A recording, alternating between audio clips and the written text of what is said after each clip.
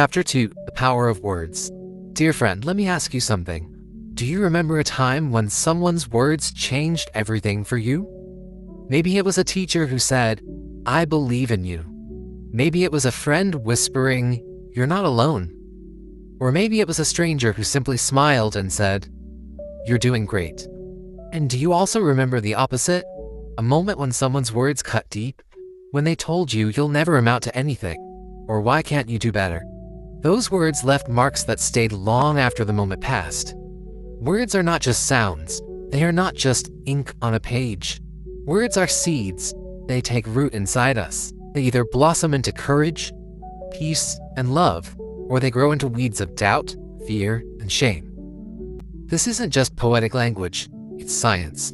Neuroscience tells us that every time we hear or speak a word, our brain wires itself a little differently. Words release chemicals. Encouragement can boost dopamine and oxytocin, the feel-good hormones, while harsh criticism floods the body with stress hormones like cortisol. Think about that. Words are not harmless. They shape our chemistry, our thoughts, and our very sense of self. When you constantly hear or repeat phrases like "I'm worthless" or "I'm a failure," your brain begins to believe them. But when you say "I'm learning" or "I am worthy of love," new neural pathways begin to grow. The critic is rewired. The words you speak to yourself. Now let's turn inward, because the truth is, the voice you hear most often is not your teacher, your parent, or your friend. The voice you hear most is your own. Every day, you carry on an internal dialogue. When you make a mistake, what do you say to yourself? When you look in the mirror, what words rise up? When you think about your future, what sentences shape the picture? This voice matters more than any other because it is constant. It is always with you. It can either become your jailer or your liberator. A simple experiment. Let's try something together right now. Step 1. Place your hand on your heart. Step 2. Say out loud, "I am enough." Step 3. Pause. Notice what happens inside you. Maybe you feel warmth. Maybe you feel resistance, like your body doesn't quite believe it. Both are okay. The point is not to be perfect at this. The point is to begin planting seeds. Because here's the thing. Words spoken with intention begin to reshape the soil of your mind. Even if it feels awkward at first, every kind word you speak to yourself is a small act of rebellion against the critic. I want to honor something here. For many of us, the hardest part of this practice is that we are still carrying the weight of words spoken long ago. Maybe someone called you stupid when you were young, and you've carried that label ever since. Maybe you were told, "You'll never make it." And now, every time you try something new, that voice echoes. Maybe silence itself was the wound. No words of love, no encouragement, only absence. If this is you, let me say with gentleness, "I see you." Those words were not the truth of you. They were someone else's pain, passed down like a burden that was never yours to carry. But healing begins when we speak new words over those old wounds. When we declare, "I am not that story, I am not that label, I am more." Choosing your vocabulary of love. Think of your self-talk as a garden. You get to choose what grows. Here are some phrases you can begin planting today. I am learning, and that is enough. I am worthy of love, even in my imperfections. I forgive myself and choose to move forward. I am proud of the courage it takes to keep going. Notice how different these feel from the critic's words. Notice how your body responds, maybe a little softer, a little lighter. Have reflection exercise. Grab your notebook again. On one page, write down 3 phrases your critic often says. Then on the opposite page, write down a phrase of love to counter it. For example, critic, "You're so lazy." Lover within, "I am resting because my body deserves care." You'll never succeed. Lover within, "Every step I take is growth. Success is not the destination, but the journey." You're not lovable. Lover within, "I am lovable as I am. I do not need to earn it." Each time the critic speaks, you now have a ready response, a new seed to plant. Close. Dear friend, if words have the power to wound, they also have the power to heal. You may not control the words others spoke over you in the past, but you can begin to choose the words you speak to yourself today. And every choice matters. Every kind word is a thread, weaving a new inner story. A story where your voice is no longer harsh and punishing, but tender, supportive, and true. So tonight, before you fall asleep, whisper something kind to yourself. Even if it feels small, even if it feels strange, trust me, the seeds you plant in the soil of your heart will grow. Have you ever noticed how a single word can linger in your chest for years? Perhaps it was a teacher who, in a moment of frustration, said, "You're not very smart." Or a parent who muttered, "Why can't you be more like your brother?" That one sentence, spoken in seconds, became a stone dropped into the river of your mind. Its ripples spread wide, affecting how you saw yourself, how you spoke to yourself, and even what you dared to dream. Words are not just sounds, they are carriers of energy, shapers of belief, architects of identity. When spoken with love, words are bridges. When spoken with cruelty, they are walls.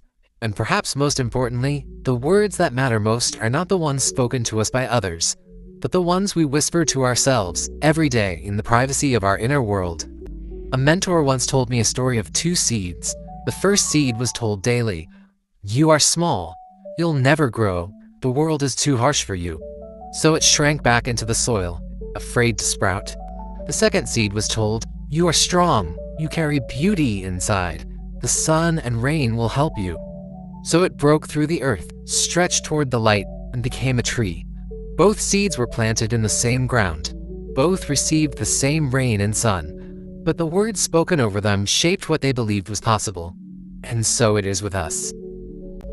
Psychologists call it self-talk, the ongoing internal dialogue that narrates our lives. Research shows the average person thinks between 50,000 to 70,000 thoughts a day. Many of these are repetitive. Many are critical. When negative, these words activate the brain's stress response, releasing cortisol and adrenaline. Over time, chronic negative self-talk is linked to anxiety, depression, and even weakened immunity. When kind, these words activate the parasympathetic nervous system, calming the body and fostering resilience. Studies on affirmations show they can improve problem-solving, enhance motivation, and even protect against the impact of stress. In short, words do not just describe our reality, they shape our biology, the placebo and nocebo effect. Medical research has long observed the placebo effect, when patients improve simply because they believe a treatment will help. Words like, "This will heal you," activate the body's own healing systems. There is also the lesser-known nocebo effect, when negative expectations harm. A patient told, "This treatment might make you very sick," is more likely to experience side effects, even if given a harmless sugar pill. This is the power of suggestion, the power of words. If a doctor's words can alter physiology, imagine what your own words repeated daily for years do to your mind and body. Words as weather. Think of words as the weather inside your mind. Harsh, critical words are like storms, darkening your skies, drenching your energy, making everything heavy. Gentle, kind words are like sunlight, warming your spirit, helping ideas and confidence grow. Neutral, steady words are like soft rain, nourishing without drama, quietly sustaining life. You cannot always control the storms outside, but you can learn to speak sunlight into your inner world. Exercise. Word Awareness Journal. For 1 week, keep a word awareness journal. 1. Carry a notebook or use your phone. 2. Each time you notice your self-talk, jot it down. Write exactly what the critic said. Example, "You're lazy." 3. Then note how you felt in your body after hearing it. Tight chest, low energy. 4. End the entry with one alternative response. "I'm not lazy, I'm tired. Rest is part of growth." By the end of the week, you'll see a pattern, the same words repeated again and again. These are the roots you can begin to replant. Elena's word shift. Elena was a young mother, constantly overwhelmed. Her critic's favorite word was failure. If she forgot to pack her child's lunch, "You're a failure." If she snapped in frustration, "You're a failure." If she looked in the mirror and felt tired, "You're a failure." One day, during therapy, she was invited to replace failure with learning. Lunch forgotten. "I'm learning to organize better." Frustration. I'm learning patience. Fatigue. I'm learning to listen to my body. This single word swap didn't erase her struggles, but it softened them. It gave her hope. It gave her permission to grow. Reflection questions. What is the one word your critic repeats most often? How does that word make you feel in your body? If you could replace it with a kinder word, what would it be? How might your life feel different if you practiced this replacement daily?